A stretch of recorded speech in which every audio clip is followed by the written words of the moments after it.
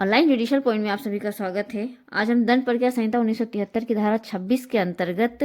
उन न्यायालयों के बारे में जानेंगे जिनके द्वारा किसी अपराध का विचारण किया जाता है। इसके अंतर्गत हम दो पार्ट में इसको हम डिवाइड करेंगे। सबसे पहले हम देखेंगे तो उन न्यायालयों को देखेंगे जो आईपीसी के अधीन किसी अपराध का विचारण करने के सक्षम है, और दूसरे पार्ट में आईपीसी से भिन्न किसी विधि के अधीन उन न्यायालयों का देखेंगे जो अपराध का विचारण करने के लिए सक्षम है। सर्वप्रथम हम देखते हैं तो धारा 26 कहता है कि न्यायालय जिनके द्वारा अपराध विचारणीय इस संहिता के अन्य उपबंधों के अधीन रहते हुए आईपीसी के अधीन किसी अपराध का विचारण उच्च न्यायालय द्वारा किया जा सकता है, या सेशन न्यायालय द्वारा किया जा सकता है, या किसी अन्य ऐसे न्यायालय द्वारा किया जा सकता है जिसके द्वारा उसका विचारणीय होना प्रथम अनुसूची में दर्शित किया गया है। तीन न्यायालय निकल के आए कि अगर आईपीसी के अधीन कोई अपराध गठित हुआ है तो उसका विचारण हाई कोर्ट में भी किया जा सकता है,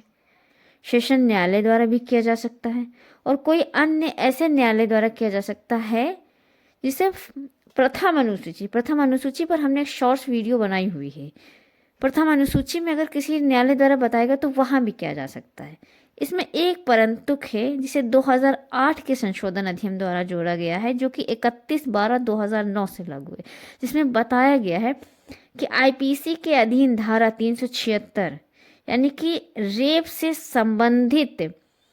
किसी अपराध में 376 की जो सब क्लासेस हैं 376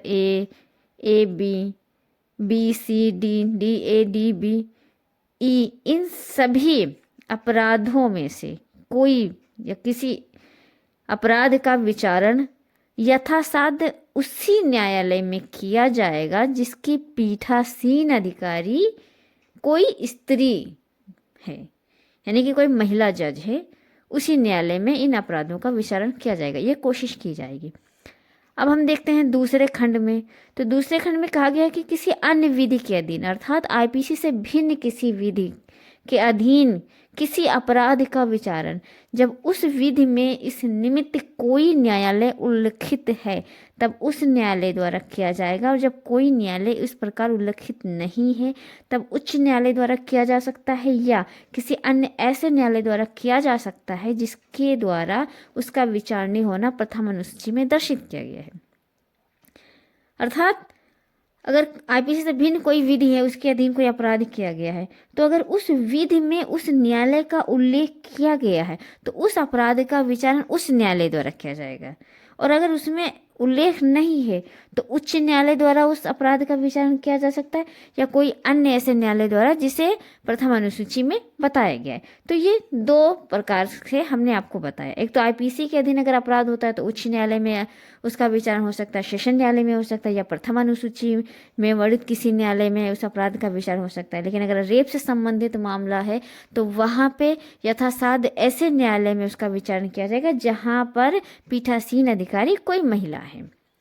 अगर अन्य विधि के अधीन अपराध हुआ है तो अगर उस अन्य विधि में न्यायालय का उल्लेख है तो उस न्यायालय द्वारा अपराध का विचारण होगा, नहीं तो उच्च न्यायालय द्वारा या प्रथम अनुसूची में जिन न्यायालयों का वर्णन किया गया है उनमें अपराध का विचारण किया जाएगा। सुधीर वर्सेस मध्य प्रदेश 2001 का वाद है, और द्वारकादास बनाम हरियाणा राज्य, ये दो इस धारा पे महत्वपूर्ण केस थे। आई होप आपको धारा 26 अच्छे समझ आ गया। वीडियो अच्छा लगा तो लाइक शेयर सब्सक्राइब करें।